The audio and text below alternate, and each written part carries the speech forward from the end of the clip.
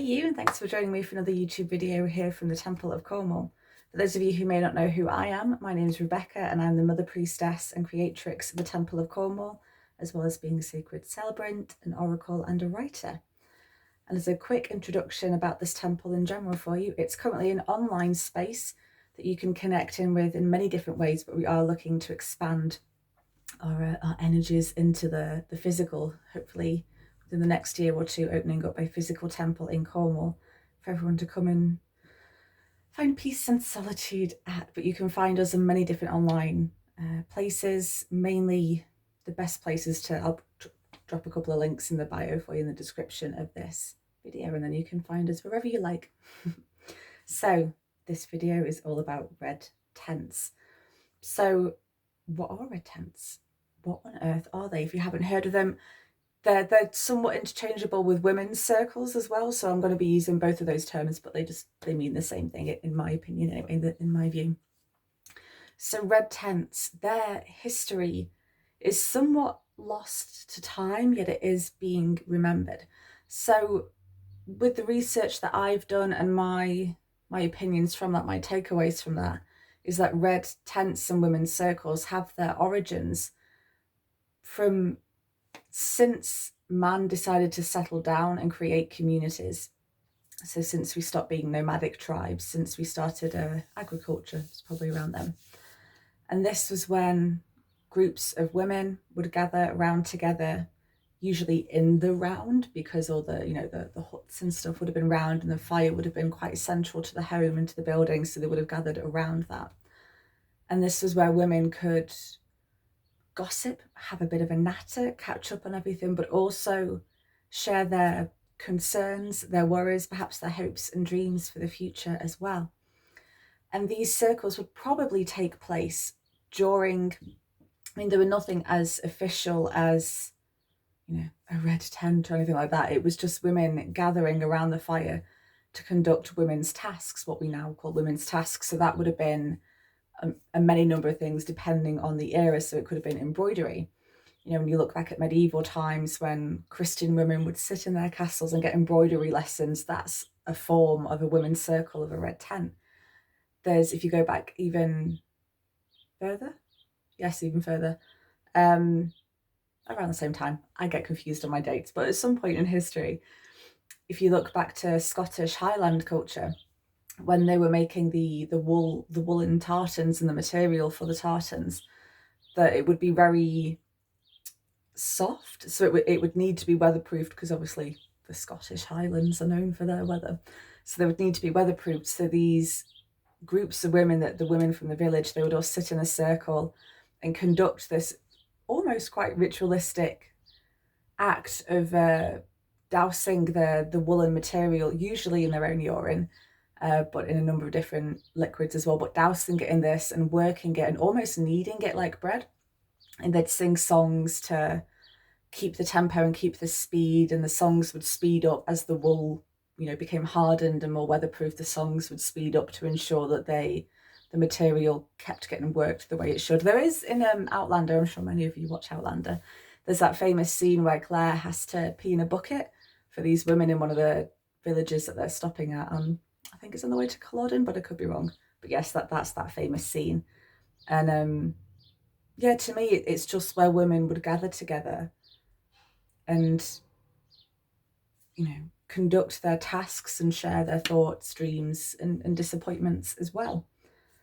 And this is, I think for me, this is a new theory to me, and I'm still researching it and gathering my own opinion, but I'll share it with you because I find it quite interesting, that gossiping, the idea of gossiping, has been demonized by the patriarchy in Christianity because it made women more aware of the community around them. It made women feel part of a network of like-minded people. And obviously, toxic patriarchy in Christian culture, that'd be something that they would want to suppress. There's research done into what happens to our bodies physiologically when we gossip and have a natter. And there's all sorts of good chemicals and hormones that get released at that time. So it is physically good for us. And it's that there were cases of, if it was done correctly without the shame and stigma that's attached to it these days, and without the bullying that's, you know, can quite so frequently these days come along with gossiping. It's good for us mentally as well. It creates that, like I said, that sense of connection, of belonging to somewhere, and knowing about the culture around you as well, not being so disconnected from the people and their stories and lives around you. And that's, like I said, that's something that I've just discovered, and I'm just researching a little bit on, but I thought that was quite interesting. And that's probably a big thing that used to happen at these older, more ancient red tents and women's gatherings, was this idea of nattering, having a gossip to really connect in with the community and the people that were a part of it. But obviously over time, we've lost touch with red tents and women's circles and gatherings in general, that there's been a distinct lack of them for hundreds of years.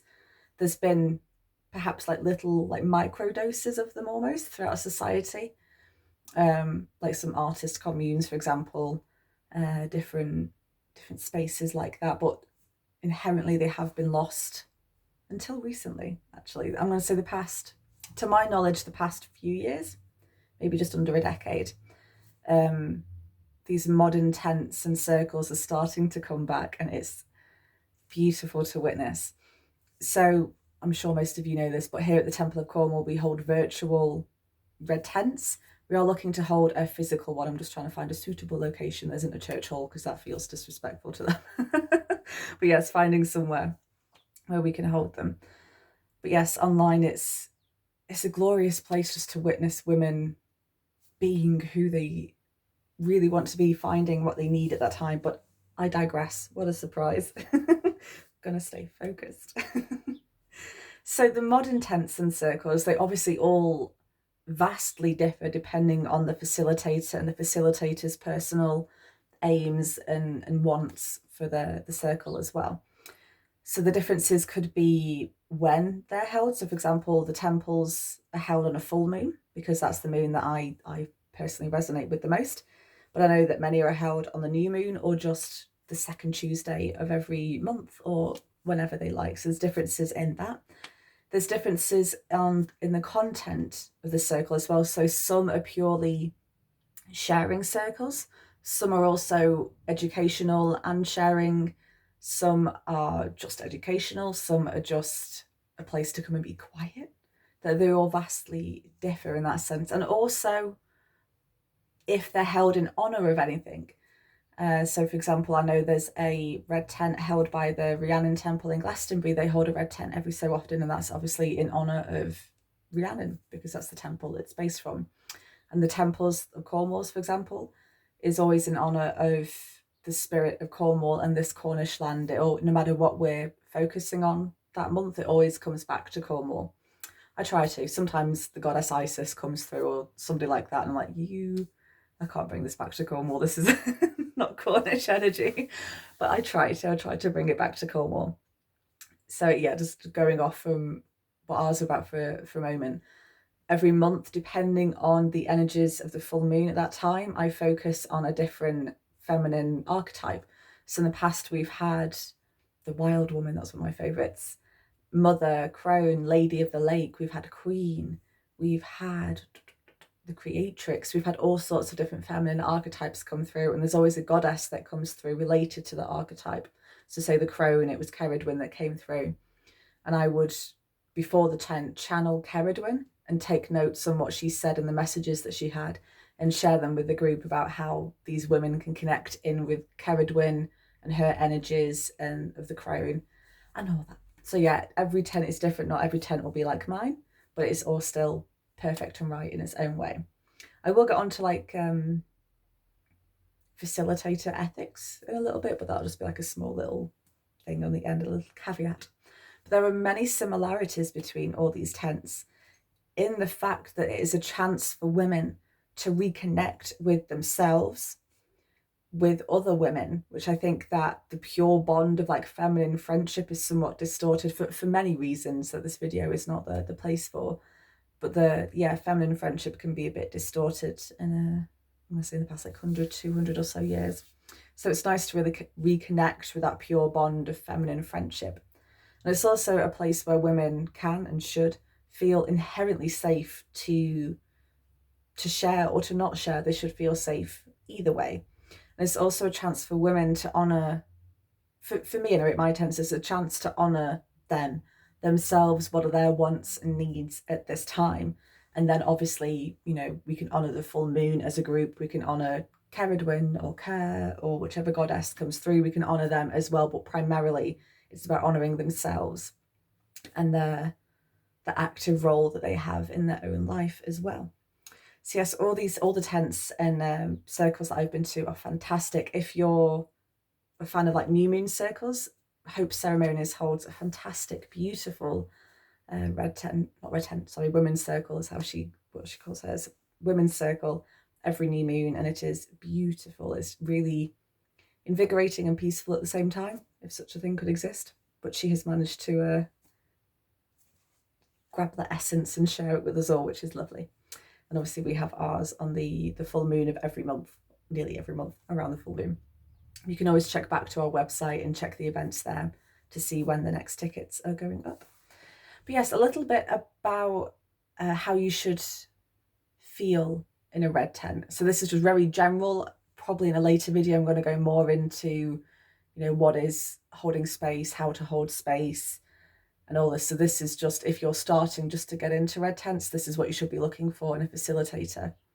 You want somebody who inherently puts you at ease straight away. You want to know that whether it's virtual or in person, that you're safe exactly as you are. You're safe to share or not to share. You should have a choice. You should never be forced or coerced into sharing something that you don't want to, period. But in my experience, I don't think I've ever experienced a bad facilitator or a bad moment during a circle or a women's gathering. No, I've not even heard of one. I'm sure there's some out there, but the more, you know, prominent ones, and especially the local ones, they're probably the ones that are going to be the best ones to go for. So yes, that's this the shortest video yet. Oh, quite proud of myself. Yes, the shortest video yet on this YouTube channel.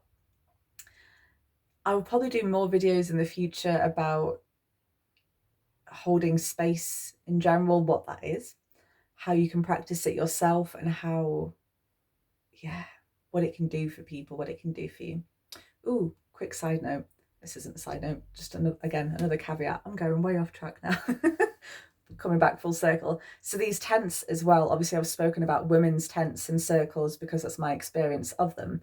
But there are tents and circles for everyone out there. There's white tents for men, which is obviously just the male equivalent of the red tent, where you can fully express yourself as a man and heal all the wounds that come along with being a modern day man. There are trans people tents specifically, although I just want to be clear that obviously my tents at least are open to transgender women, just accepted as a woman in this space.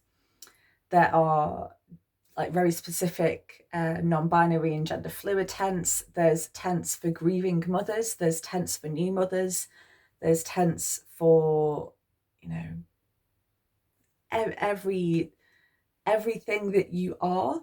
There is a circle and a space to honour that, which I really, that makes me so happy just to think of all the different circles of people gathering that really honour just that one little part of that person that needs honouring, that needs that love. It says that there will always be a space for you to sink into, relax, find yourself again, and feel safe in these spaces, whether it's with this temple or somebody else. As long as you feel safe and happy, that's all that matters. So yes, do have a Google about circles in your area, because they are phenomenal. They really, like the Temple of Cornwall's tents have a small group of women that come to each one, and then we've got lots of different, you know, like one-timers, or they come to every few.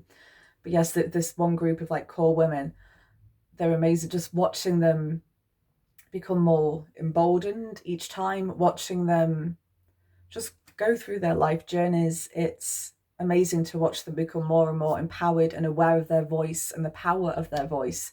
And they'll come back the next month and update us on the thing that they shared during the last one, and how they, you know, use the energies of Ceridwen, for example, from the last 10 in their month, and how that's affected them. And it's just, It's beautiful to behold. I really recommend tents in general for people who are really wanting to, like I said, reconnect with themselves and bring in a little bit of healing work as well, some more like self-awareness of the patterns that they play out in life as well, and obviously some empowerment. You should always feel empowered after a tent. Love it. So yes, I'm officially ending this video now. Still the shortest video on the channel. I'm very impressed. So if you have any questions, leave them in the comments below and I will be sure to answer them for you. Much love and blessings to you all. Bye.